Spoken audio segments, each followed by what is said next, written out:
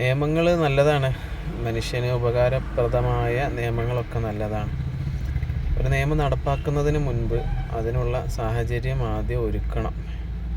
വിദേശ രാജ്യങ്ങളിലൊക്കെയും നിയമങ്ങൾ കർശനമാണ് എന്ന് പറയുമ്പോൾ അവിടെ ഉള്ള സൗകര്യങ്ങളും അത്രയും വലുതാണ് എന്ന് കൂടി നമ്മൾ ചേർത്ത് വായിക്കണം.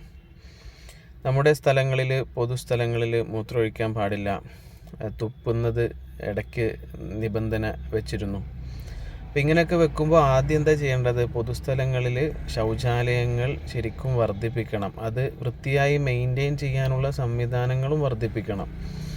ഇന്ന് നമ്മുടെ ബസ് സ്റ്റാൻഡുകളിലോ ട്രെയിനിലോ ഉള്ള ടോയ്ലറ്റുകൾ പോലും എത്ര വൃത്തിയാണ്, അല്ലെങ്കിൽ അതിൻ്റെ അവസ്ഥ അവിടെ യാത്ര ചെയ്യുന്ന ആളുകൾക്കൊക്കെ നന്നായിട്ട് അറിയാമല്ലോ. അപ്പോൾ ആദ്യം സൗകര്യങ്ങൾ നന്നായിട്ട് ഒരുക്കുക, അതിനുശേഷം അത്തരം നിയമങ്ങൾ. ഞാനിപ്പോൾ ഇത് പറയാൻ കാര്യം റോഡിൻ്റെ നിയമങ്ങളെക്കുറിച്ചാണ്. കാരണം സീറ്റ് ബെൽറ്റ് ഇട്ടിട്ട് ഹെൽമെറ്റ് ഇട്ടിട്ട് വാഹനം ഓടിക്കാൻ പറ്റിയ ഒരു സാഹചര്യത്തിലല്ല ഇന്ന് നമ്മുടെ റോഡുള്ളത്. ഇപ്പോൾ ഇത് തന്നെ നിങ്ങൾ നോക്കിയാൽ മതി. ഇവിടെ വലിയ വലിയ കുഴികളാണുള്ളത്. ആ കുഴികളിലേക്കൊക്കെ ഇറങ്ങിയിട്ടാണ് ഈ ബസ് പോകുന്നത്.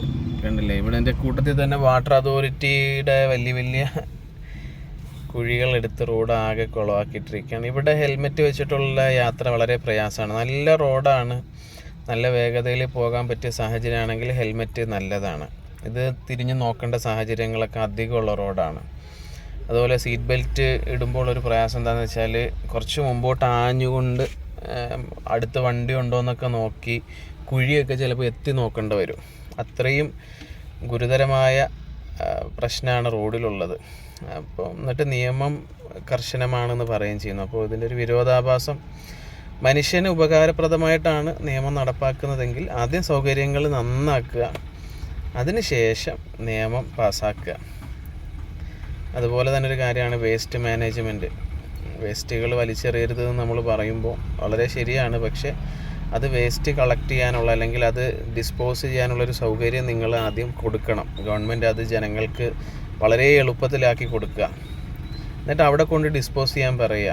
എന്നിട്ട് പൊതുസ്ഥലങ്ങളിൽ അത് ഉപേക്ഷിക്കരുതെന്ന് പറയുക. അതൊന്നും ഇല്ലാതെ മനുഷ്യനാണ് ജീവിതത്തിൽ അത്തരം വേസ്റ്റുകൾ ഉണ്ടാവുമല്ലോ. അപ്പോൾ അത് ഡിസ്പോസ് ചെയ്യാനുള്ള സംവിധാനം ആദ്യം ഒരുക്കുക.